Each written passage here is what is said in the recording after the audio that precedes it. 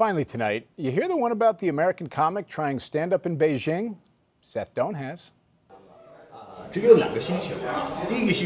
Yes, this American is speaking Chinese to a wall, but he's simply practicing. 23-year-old Jesse Appel performs stand-up comedy in Beijing, 7,000 miles from his Massachusetts home. We met Appel at this tea market where he tests his jokes. And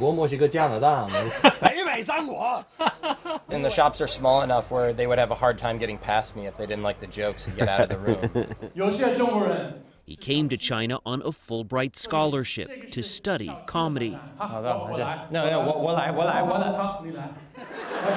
In Beijing, they do xiangsheng, where it's crosstalk, and you have two people on stage, and they go back and forth and back and forth and back and forth, like Abbott and Costello style. But the thing about stand-up is it comes from the West.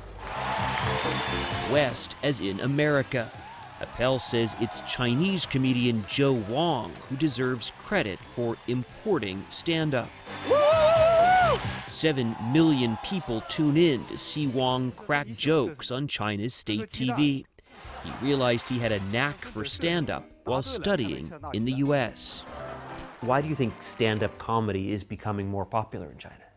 I think one of the reasons is because young people now has their own individuality. Like when I was growing up, all I wanted to do is to be just the same as everybody else. I'm not a very religious person, but I think I'm going to go to heaven anyway. Maybe illegally. Appearances on The Letterman Show made him popular, but it was this jab at the American vice president that went viral in China. I actually read your autobiography, and today I see you. I think the book is much better.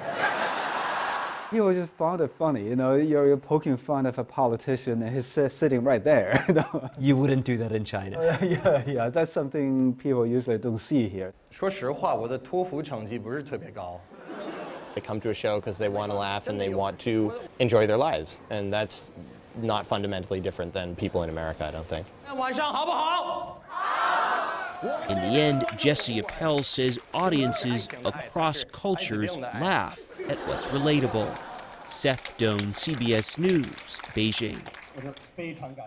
And that's the CBS Evening News for tonight. Later on CBS, 2 editions of 48 Hours. For now, I'm Jim Axelrod in New York. And for all of us here at CBS News, thanks for joining us, and good night.